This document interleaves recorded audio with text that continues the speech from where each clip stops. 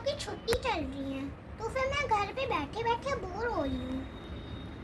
तो फिर मेरे पास ये बुक है और मैं इस बुक से बहुत अच्छी अच्छी कहानी पढ़ती हूँ। और मेरे पास और भी ऐसी कुछ कुछ बुक्स हैं। और ये जो मुझे आज ये कहानी मैंने पढ़ी और मुझे वो याद भी है, तो मैं आपको वो सुनाने वाली हूँ। एक दिन की बात थी, एक एंट थी। वो एंट एक नदी में पानी पीने गई, लेकिन फिर वो नदी में बहने लगी।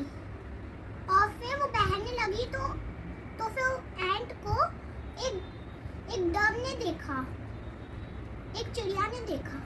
तो फिर वो चिड़िया उसको एक पत्ती दे दिया चिड़िया ने एंट को। और फिर वो एंट उस पत्ती के ऊपर बैठ गई और फिर वो मरने से बच गई। तो फिर एंट ने उस चिड़िया को बहुत थैंक यू बोला और फिर वो चली गई। तो फिर कुछ दिनों के बाद एक चिड़ियों के एक शिकार चिड़ियों के जो शिकार करते चिड़िया के वो अंकल ने वो चिड़िया को मारने की सोचा, तो उसने जाल बिछा दिया। तो फिर एंट ने देखा कि अरे वो चिड़िया तो मरने वाली है वो जाल पे। तो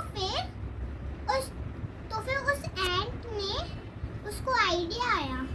तो फिर वो एंट ने पता है क्या किया, उस शिकार को उसके पैर में इतनी जोर से काटा कि वो चिल्लाने लगा।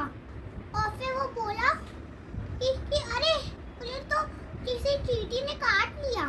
तो फिर वो गिर गया और फिर वो चिड़िया एंट को बहुत थैंक यू बोली।